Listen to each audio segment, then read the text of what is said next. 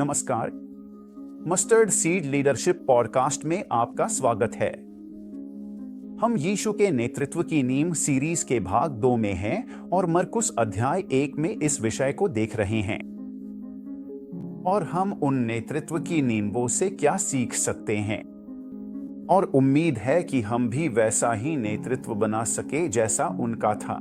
आज मैं वही पढ़ रहा हूं जिसमें लिखा है कि यीशु का बपतिस्मा हुआ, वे पानी से बाहर आए, पिता ने उनसे बात की, और 12वीं आयत में लिखा है, तुरंत ही।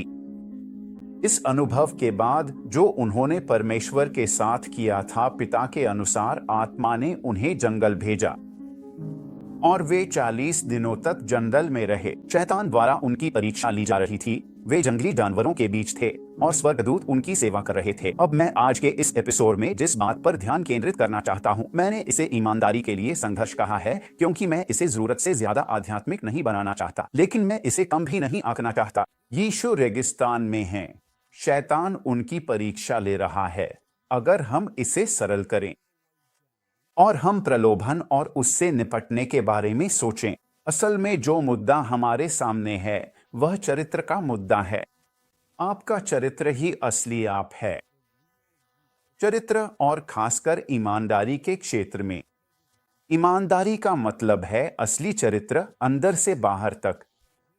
मैं मंच या रविवार चरित्र की बात नहीं कर रहा हूं। मैं उस ईमानदारी की बात कर रहा हूं जो अंदर से असली चरित्र है। अब यहां हो क्या रहा है? 40 दिनों तक यीशु सबकी नजरों से दूर हैं। कोई उन्हें नहीं देख रहा। वो पूरी तरह अकेले हैं, और इसी पल में उनका असली चरित्र सामने आ रहा है।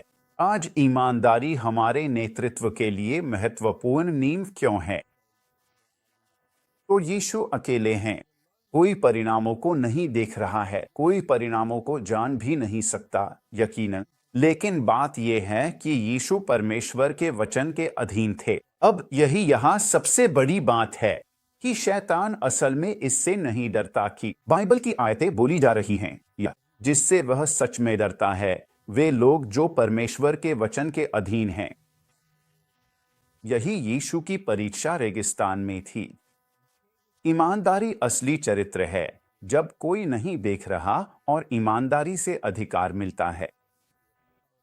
मैं आपको यह दिखाना चाहता हूं, क्योंकि अगर हम इसका समानांतर लूका के सुसमाचार में देखें, लूका इसे अध्याय 4 पद में बताते हैं। 1 में लिखा है, यीशु पवित्र आत्मा से परिपूर्ण होकर यरदन से निकले आत्मा से जंगल गए।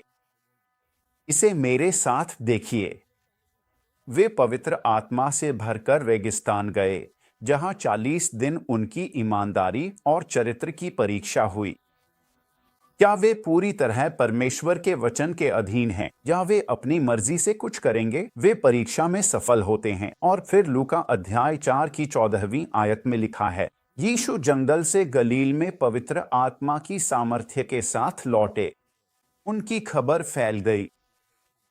यही बात है, आत्मा से प्रेरित होकर अंदर जाते हैं, बाहर आते हैं, उनका चरित्र प्रमाणित, वे ईमानदार और पवित्र आत्मा की सामर्थ्य में आते हैं।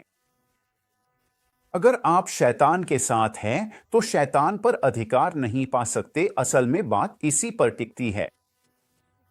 अगर हम गुप्त रूप से योजनाएं या सौदे करते हैं तो शैतान पर अधिकार के साथ सार्वजनिक रूप से आगे कैसे बढ़ेंगे?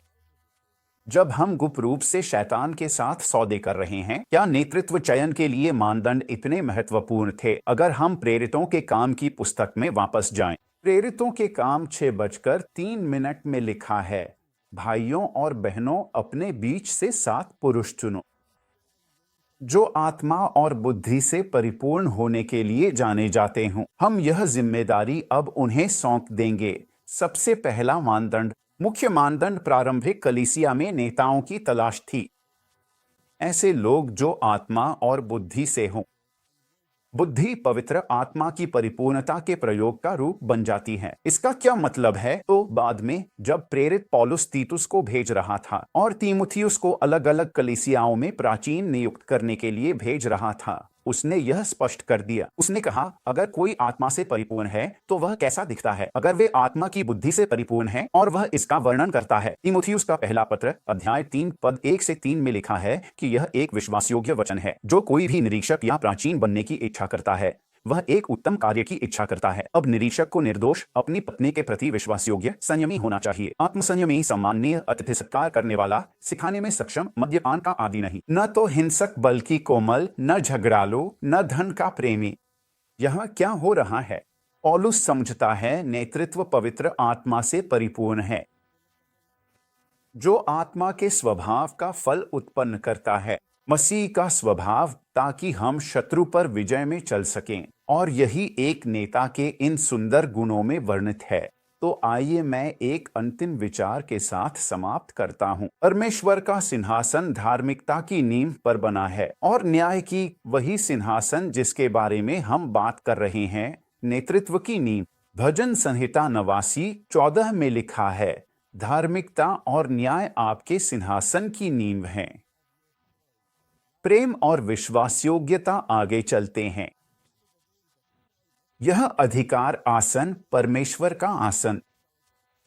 धार्मिकता और न्याय पर मेरे लिए यह ईमानदारी जैसा लगता है और मैं चाहता हूं कि हम सिर्फ यह समझ लें कि यह हमारे जीवन में कितना महत्वपूर्ण है। असल में मुझे एक कहानी याद है, एक ऐसे पादरी की जिन्हें मैं वर्षों से सम्मान देता आया हूं, जिन्होंने 40 साल तक एक चर्च का नेतृत्व किया, एक सफल, प्रतिष्ठित। फिर भी नेतृत्व के अंतिम चरण में उन्होंने नैतिक गलतियां की। दुख है कि लोग 40 साल की सेवा याद नहीं रखते, वे नैतिक विफलता को याद रखते हैं। और यही वजह है कि यह इतना महत्वपूर्ण है। नेताओं, हमारा चरित्र जरूर परखा जाएगा, और इसलिए अगर हम यीशु के अधिकार में दुश्मन पर विजय पाना चाहते हैं तो यह ईमानदारी का क्षेत्र बहुत ही महत्वपूर्ण है। ईमानदारी आपके नेतृत्व को अधिकार और दीर्घायु देती है। चर्चा के लिए सवाल सोचें। आत्मिक अनुशासन आपको परमेश्वर का वचन अपने हृदय में छुपाने और ईमानदारी से चलने में मदद करती है। ईमानदारी समय फिसल सकती, इसीलिए हमें खुद को बार बार पवित्रता और परमेश्वर में लाना पड़ता है, और यह सब आपकी रोजमर्रा की आदतों पर निर्भर करता है। दूसरा सवाल, आपको क्यों लगता है कि परमेश्वर ने यीशु की सार्वजनिक रूप से सेवा देने से पहले उसे अकेले में परखा? और क्या आप निजी परीक्षा में सफल हो रहे हैं ताकि आपको सार्वजनिक पहचान मिल सके? जवाबदेही सिस्टम, आप अपनी सुरक्षा कर सकते हैं, इसीलिए जवाबदेही इतनी महत्वपूर्ण है। अकेले न चलें, अलग थलग न रहें, टीम के साथ मिलकर काम करें, यही ईमानदारी की नींव है। हमारे चरित्र की नींव ईमानदारी हो। आशा है कि यह मदद करेगा। अगले हफ्ते मिलेंगे।